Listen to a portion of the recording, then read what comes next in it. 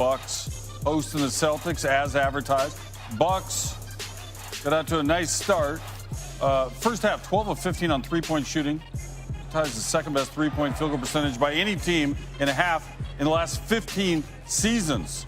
Bucks with a season-high 73 first-half points. You see a montage of many good shots made. Potpourri. Kemba Walker held scoreless in the first quarter. Second quarter started. Walker called the fire department. 24 points. 24 points ties the most in a quarter in his career.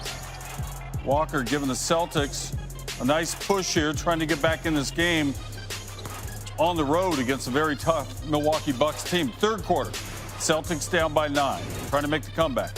Marcus Smart. What's he going to do about it? Light a 3. Celtics down 6. 27-point deficit. Now cut to 6. Giannis in traffic. Loose ball. He's tall. The Bucks lead it by 8. Under 2 minutes left in the third. Bucks are out front. George Hill put one in the air. Bucks end the third quarter on a 19-6 run. They're coasting. It's a full garbage time of fourth quarter action. Up 10 though. 5 minutes to go. Giannis. It rattles. It went. Under 2 minutes to go. 9-point game. Jason Tatum. Corner 3. And the Celtics have clawed their way back in it. I was wrong about garbage time. Celtics want some. Giannis inside. Backing down Smart. And 1. And now they've extended the lead to 8. Celtics down 5. They wouldn't go away. Smart misses. Would have made it a one-possession game. The Bucks hang on to win by 5. Malik Andrews got up with Brook Lopez afterward.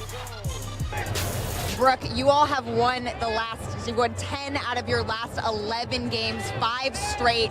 What has been the key to having that kind of dominance over the rest of your conference? I think we just have the same mindset coming in each and every game, regardless of who we're playing. With all due respect to whichever team we play, we're really focused on ourselves, just going out there and from the jump being the best team we could possibly be. And Brooke, before this game, we saw Giannis dancing on the sidelines. When he is that loose, what does that do for this group? It trickles down for sure. There's such a great camaraderie between the team, as we talked about before. Everyone's just out there having fun. We have complete belief and trust in one another. We're going to go out there, and each and every one of us do our jobs, and we're going to have a good time while we do that. And between now and the All-Star break, you all have a couple of tough games coming up. You have a trip to Paris coming up. What is it going to take in order to maintain the focus that you have had over the last couple of games? It's just going to take more of the same work, more of the same mindset. But I'm not worried about that at all. With the personnel we have, all the guys, 1 through 15, our staff, I'm not worried about that at all. We got a great group of guys. Thank you so much, Brooke. Back to you. Thank you, Malika. No need to be worried. You won your 5th straight. They rolled to victory number 5 in a row. Tim Legler rolls in to SportsCenter. Hustle points have become a stat. But we're going to go macro here. Right. It's just the overall hustle and effort of the Bucks that's impressed you. Take us inside. Right, and this is the thing with the Bucks. I don't think any team plays as hard consistently as the Milwaukee Bucks. It's just that simple. And to quote a line from the classic comedy anchor man Zubin, things escalated quickly out there. That's all I can tell you. I was looking forward to this game, but it was not competitive in the first half. The reason I circled the score, I want you to take a look at the effort play here defensively, because it kind of sums up what the Bucks are all about. You see 5 guys rotating to the lane, but then when this rebound comes off, but take a look at Kyle Korver right here. You're going to see the basketball go out here into the stands. Now, a lot of guys would just let it go. It's off Boston.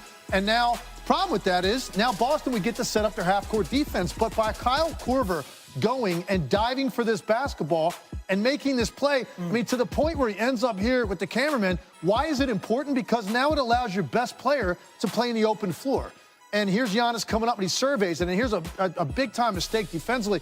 If you're back defensively right here like Ojale, it is critical. If a teammate is coming from that side, you have got to get to the outside and make sure at all costs you keep them penned in where your help is coming from. But Giannis does a great job, little inside-out dribble, and once he turns a corner, he's at the rim. And all of it is set up by a hustle play in a 23-point game. And it leads to Giannis getting out in an open floor where he's basically unstoppable. Here's another great one. Similar situation, big lead for Milwaukee. And this is a terrible set. I mean, this is what this Bucks team kind of, to me, typifies. Look at the spacing on this post-up, right? There's nothing there. George Hill tries to throw it in anyway. And again, ball's deflected by Boston. If you let it go out, fine, take it out on the side. But take a look at the effort play right here by Brook Lopez. Why is it important? Because he's got 2 defenders with him. So by saving this basketball right here to George Hill and not letting it go out of bounds, he creates now a chain reaction that leads to a layup.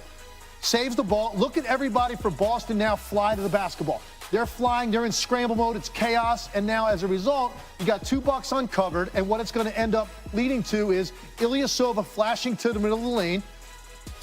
And right there, when Tice turns his head, he turns his head for just a split second because he's looking for his man Lopez. Ilyasova ducks in behind, and they get a layup. And these are 2 just innocuous plays in a game, but to me, they typify what the Bucks are about. You never get cheated. Every single play, and I thought the interview with Brook Lopez summed it up. We don't care who we're playing. It's the same approach every night. We play a certain style, a certain brand of basketball, and a lot of nights that's effort that gets through the day because this team really has a superstar and then one other guy that's a perennial all-star, borderline, in Middleton, and then a bunch of really good role players. And yet here they are, the best record in the NBA. I'm glad you mentioned Korver. He got a chance to play with LeBron and Giannis in his career. He's going to have some great stories. Meanwhile, on the Celtics side, I look at the box score. It's a little deceiving. Tatum had 17, but he's 8 for 20 from the field. Hayward, another rough game, 1 for 10 shooting. What have you noticed about them collectively lately? Man, I tell you, you look at the year that Kemba's had, and now you know what you're going to get out of him, right? He's legit. He's an elite-level scorer. I expect Kemba to do that all year. He's going to do it in the playoffs as well. When you look at the other 3 guys, Tatum, Brown, and Hayward, it seems rare on a given night when all 3 guys play well, or even 2 out of the 3. And tonight, Jaylen Brown's not there. And I said going into this game, this is a big game for Boston, right? They just lost to Philly on the night Joel Embiid was declared out for a while. They can't even get that game in Philly. They get smoked at home by the Pistons. You got the Bucks on your schedule, national TV game, #1 team in the conference. It's time for Gordon Hayward and Jason Tatum to step up alongside Kemba Walker and have great games. And yet they go 9 for 30 collectively. And their defense was a big issue in the first half. But, hey, if Tatum and Hayward play better offensively, maybe there's more walk-it-up situations and their defense gives them a better chance. So, Hayward, for the most part, looked really good prior to his injury. He's now once again in that mode of trying to find his game because he has been off. And then Tatum, his numbers look great on the season, but against the elite teams in the Eastern Conference, this is their 10th game against them. He's averaging about 17 points in those games against the other top 5 teams in the East, 21 on the season. So it tells you he doesn't play as well typically against those teams. That's a problem for Brad Stevens because those guys need to take a step forward if you want to take the Celtics as legitimate contenders against a team like the Bucks. Milwaukee took a step forward. First team in the league to 20 home wins. I have a feeling they'll be the first to plenty of things this season as we approach June. Tim, thank you. Thank you. All right, guys, baseball's cheating scandal has claimed another. Today, it is Carlos Beltran out as Mets manager before he managed even a spring training split squad game. He was a player with the Astros when they won the title in 2017. The same year, Major League Baseball has determined they used a video feed and a signal system to let batters know what kind of pitch was coming. Beltran was the only Houston player named in Major League Baseball's report on this scandal. Now, Beltran issued this statement at a meeting this morning with Jeff, that's CEO Jeff Wilpon, and Brody, that's GM Brody Van Wagenen. We mutually agreed to part ways. I'm grateful to them for giving me the opportunity, but we agreed this decision is in the best interest of the team. I couldn't let myself be a distraction for the team. I wish the entire organization success in the future. All right, Jeff Passan joins us now, and this week that means more bad news. It is staggering what has occurred in Major League Baseball just in a few days. Houston, the GM and the manager fired and suspended. Boston, the manager fired. Now the Mets get rid of their manager. What does Major League Baseball have for us next?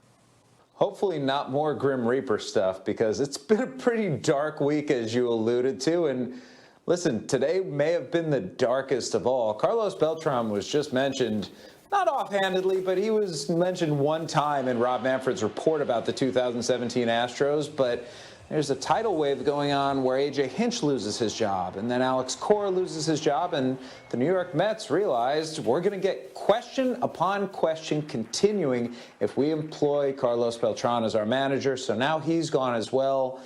Major League Baseball continues to look into the 2018 Boston Red Sox and investigate them. It's unclear at this point if accusations, but with the widespread cheating around baseball that people believe happened, those accusations could come any day. I know teams prepare long in advance. They've already made their trades. They already have the young guys ready to go. But at the same time, these 3 teams now got to kickstart something. They got about a month to find a manager and kind of restart their program. Yeah, and look, the field manager has taken on a lot less importance in recent years. And yet with these three teams, they have such little time to go out and find somebody who's going to connect with their players and who's going to implement a program. You would think that they're going